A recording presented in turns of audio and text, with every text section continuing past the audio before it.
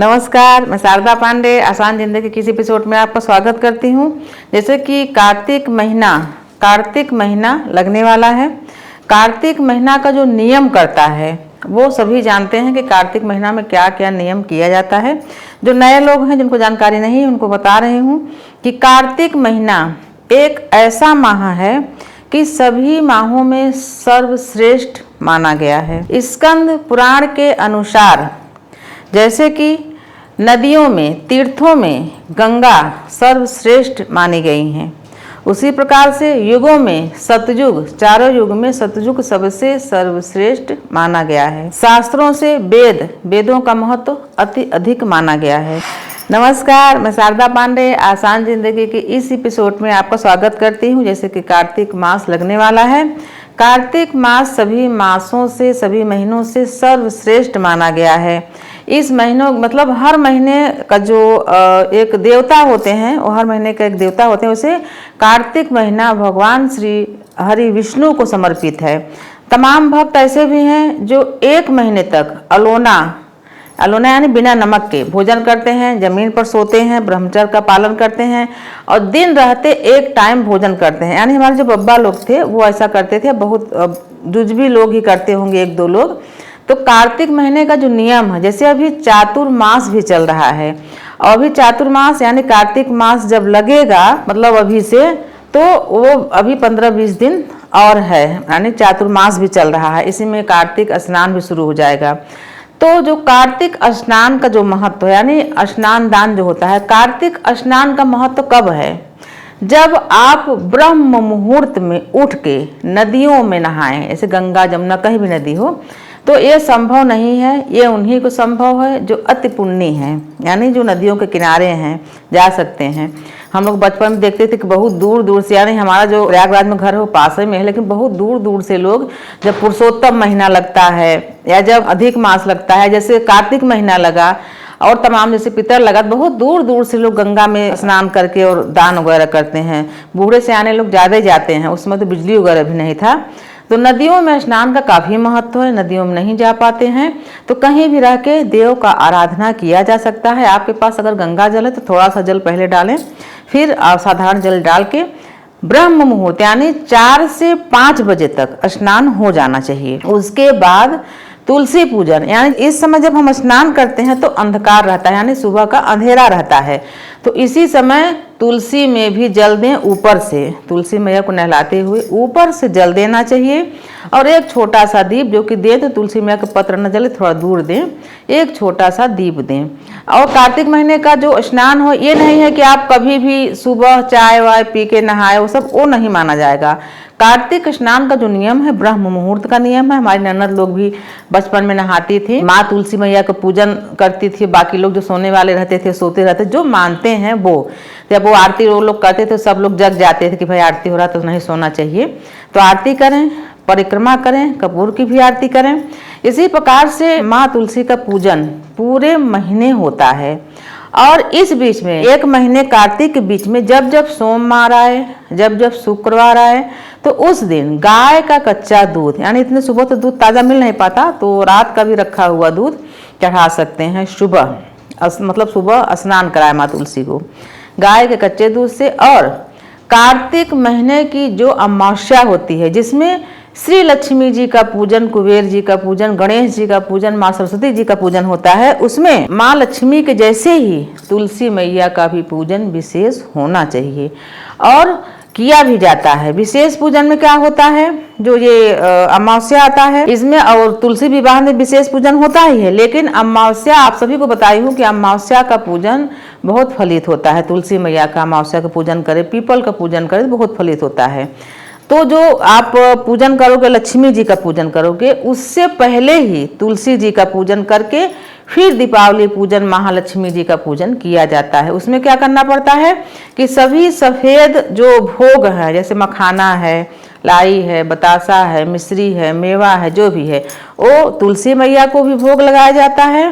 और 16 दीपक, 16 गाय के घी का दीपक। तमाम अभी बहन लोग प्रश्न कर रही थी कि मान लो गाय का घी न मिले, कैसे जाने कि गाय का घी है, तो दुकानों में जो मिलते हैं वहाँ पर शुद्ध गाय का दूध भी मिलता है, घी भी मिलता है, तो आप ले सकती हैं। नहीं है तो मीठे तेल का भी आप बाती जला सकती हैं, भैंस का बाती भी जला सकती हैं।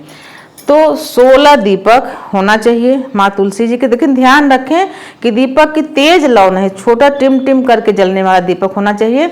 अगर चौरा है तो चौरा के बाहर उसका लौ होना चाहिए, तुलसी माँ के पास नहीं। और सभी दीपक के पास, जैसे अभी मैं समी पूजा करके दिखाई थी, सभी दीपक के पास 1-1 रुपए रखें। 16 दीपक होना चाहिए। सभी दीपक के पास 1-1 रुपए रखें। थोड़ा थोड़ा तिल रखें, काला तिल, थोड़ा थोड़ा अक्षत रखें।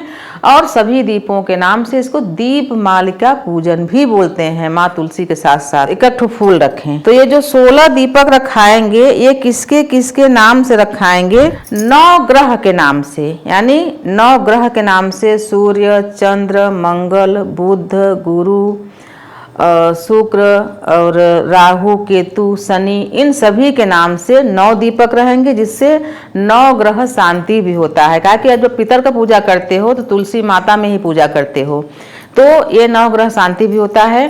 और पितरों के नाम से, और उसके बाद कुबेर, माँ लक्ष्मी, भगवान श्री हरि विष्णु, तुलसी मैया, इन सभी देवताओं के नाम से, चित्रगुप्त और यम के नाम से भी दीप दान तुलसी मैया के चौरा पर किया जाता है। तो ये सभी देवता दीप को, जो दीप का जो दान होता है वो ग्रहण करके प्रसन्न होते हैं। किसी भी पूजन में 9 ग्रह शांति पूजा कराया ही जाता है। तो जब सभी ग्रह नक्षत्र, सभी देवता आपके अनुकूल रहेंगे तो सभी प्रकार की सुख और समृद्धि आपको मिलती रहेगी। तो जैसे आपको मैं बता रही हूँ, अभी कार्तिक स्नान के लिए आसान जिंदगी में बहुत सारे वीडियो कार्तिक के संबंधित डले हुए हैं। तुलसी विवाह करके दिखाया गया है, बोल के बताया गया है। उसी प्रकार से तुलसी मैया की आरती भी गाई हूँ। जैसे मान लीजिए आप आरती कर रहे हो तो अपने मोबाइल में आप आरती चला सकते हो, आरती बजती रहेगी और आप आरती कर लोगे। प्रदक्षिणा जरूर करें, ऐसे बाएं से दाहिने तरफ घुमा जाता है, प्रदक्षिणा करें माता तुलसी का। व्रत बहुत कठिन है, जैसे अलोना, नमक नहीं खाया जाता है, एक टाइम भोजन किया जाता है, तो व्रत कठिन है। तमाम प्रश्न है कि जैसे कि मैं बताई हूँ, अभी शरद पूर्णिमा का वीडियो डाली हूँ तो उसमें बताई हूँ कि शरद पूर्णिमा से ही तुलसी पूजन शुरू हो जाएगा। तो बहुत सारे लोग कमेंट किए हैं कि रविवार पड़ेगा, तो ऐसे में क्या किया जाता है? जैसे हमारे यहाँ हम जहाँ छत्तीसगढ़ में रह रहे हैं वहाँ पर आंवला नवमी मनाया जाता है, या कोई विशेष जैसे पूजन मनाया गया, तो अगर उस दिन आंवला को नहीं छूना है रविवार के दिन, तो वो उस पर्व को एक दिन पहले मना लेते हैं, यानी शनिवार के दिन मनाया जाता है। तो आप लोग क्या है, उस दिन 14 है। 14 कब है? 8 तारीख को, शनिवार के दिन 14 व्रत पूर्णिमा है उस दिन। उस दिन से भी आप लोग तुलसी पूजन करके कार्तिक स्नान शुरू कर देते हैं। पुण्य कार्य ही तो है, 1 दिन 2 दिन पहले कर दे तो और अच्छा है। फिर हर रविवार को माता तुलसी मैया को जल न डालें, यानी जो 4 रविवार पड़ेंगे, 5 रविवार जो भी, जल न डालें, क्योंकि जल तो रोज पड़ता रहता है, एक दिन नहीं डलेगा तो कोई उसमें वो नहीं होगा। दीप दान जरूर करें, यानी सुबह जो ब्रह्म मुहूर्त का दीपदान होगा और संध्या दीपदान होगा, वो जरूर करें। दीपदान दूर से रख दें, प्रणाम कर लें और जल न दें, छुए न माता तुलसी को। तो मैं आपको बता रही हूँ कार्तिक नियम और स्नान। जो व्रत कर सकते हैं, यानी जो हिष्ट पुष्ट तंदुरुस्त हैं, भगवान की जिनके ऊपर विशेष कृपा है, यानी किसी प्रकार से उनको व्याधि व्याधि नहीं है, वो व्रत कर सकते हैं। मैं आप लोगों से बता रहे हैं, हमको बड़ी आश्चर्य होती है कि हमारे बब्बा दादी लोग काफ़ी उम्र उनकी हो गई थी, यानी करीब वो 75-80 साल के होने के बाद भी ये सब नियम को बहुत खूबी से निभाते थे।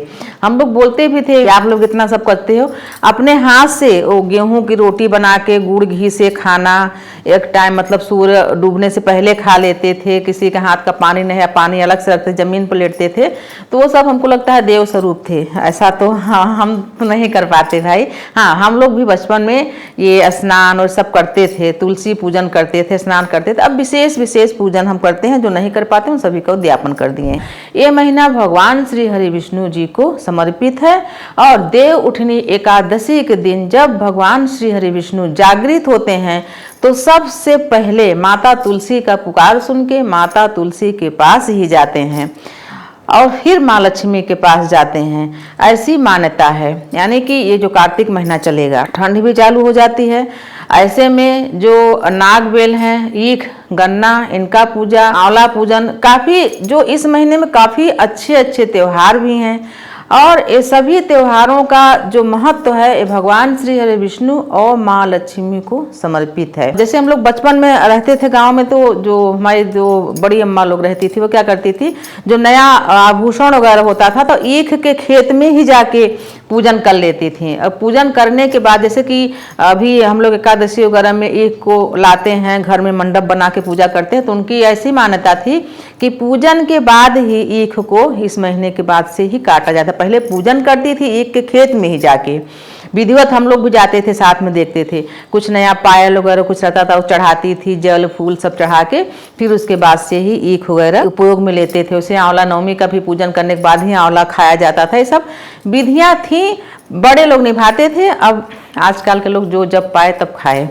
तो आपको मैं बता रही हूँ इस समय उसी प्रकार से कार्तिक महीने में बैगन भाटा जो होता है उसका भी त्याग करना चाहिए, नहीं खाना चाहिए। जो कार्तिक नियम निभाते हैं उनको बहुत सारी ऐसी चीजें हैं जिनको कि त्याग देना चाहिए। बाहर के खाने, यानी जो जल भी देते हैं, माँ तुलसी मैया को परिक्रमा कर रहे हैं, स्नान कर रहे हैं, उनको गाजर, गोभी, बैगन ये सब चीजें होती हैं। मान्यता है मसूर जो दाल होता है, नमकीन में मसूर रहता है, तो इन सब चीज़ों का त्याग करना चाहिए, नहीं खाना चाहिए।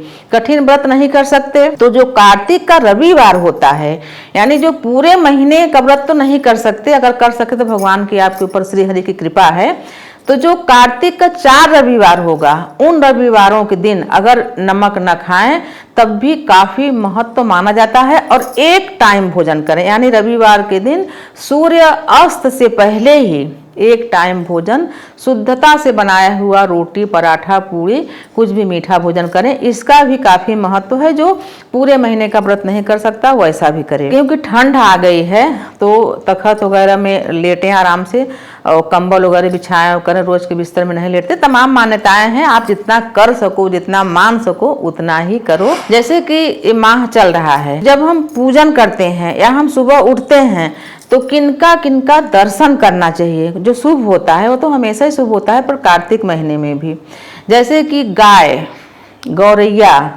गायत्री, यज्ञ हो रहा है, फूल, खिला हुआ फूल, अग्नि प्रज्वलित है कहीं, तो खिला हुआ फूल को भी देख के काफ़ी शुभ होता है। जैसे सुबह उठे तो खिला हुआ फूल देखे, गाय देखे, गौरैया देखे, देव वृक्ष देखे, तुलसी, आंवला, पीपल, केला, ये सब वृक्ष देखे, इनको प्रणाम किए, सूर्य भगवान को प्रणाम किए। सूर्य का जो जल देना होता है वो भी काफ़ी महत्वपूर्ण होता है। जैसे कि इसी माह में छठ पर्व भी पड़ता है। सूर्य का बल बढ़ाने का, जो जैसे भक्त लोग बोलते हैं, आप पढ़ते होगे पुराणों में, वेदों में, जब भक्त लोग पूजा करते हैं तो उससे देवता बलिष्ठ होते हैं, हवन का ध्वनि पाके बलिष्ठ होते हैं, पूजा पाके, व्रत पाके। तो ये जो सूर्य भगवान को जल देना होता है वो भी कार्तिक महीना में बहुत ही शुभ माना जाता है। श्री हरि विष्णु के साथ साथ सूर्य का भी पूरे कार्तिक में विशेष पूजन किया जाता है, जल दिया जाता है। जैसे मान लीजिए आप ब्रह्म मुहूर्त में उठ गए, तुलसी पूजन करे, सूर्य कुछ देर से निकले, तो आप उनको रोज सूर्य को भी विधिवत जल आप 1 महीना तक कम से कम कंटिन्यू उगते हुए सूर्य को जल तो दे ही सकते हैं। तो सूर्य उपासना भी बिल्कुल इसमें करें आप, अगर कर सकें तो जो कर सकें। कुछ दान में, जैसे मान लीजिए कुछ गाय को दे दें, कुछ गौरैया को दे दें, कुछ गरीब को दे दें खाने के लिए। तो आपको मैं बताई हूँ कार्तिक मास का महत्व ब्रह्म मुहूर्त में स्नान करने का, यानी सूर्य उगने से पहले स्नान करके दीप दान करें, माता तुलसी को जल दें, आरती करें, परिक्रमा करें, सूर्य भगवान को जल दें और विष्णु श्री हरि जी का पाठ भी करें। तो इसी प्रकार के वीडियो जितने भी पर्व आएंगे सभी पर्वों के वीडियो आपको दिया जाएगा। चैनल को सब्सक्राइब कर लें, आप हमारे साथ बने रहें, देखते रहें आसान जिंदगी। तब तक के लिए नमस्कार।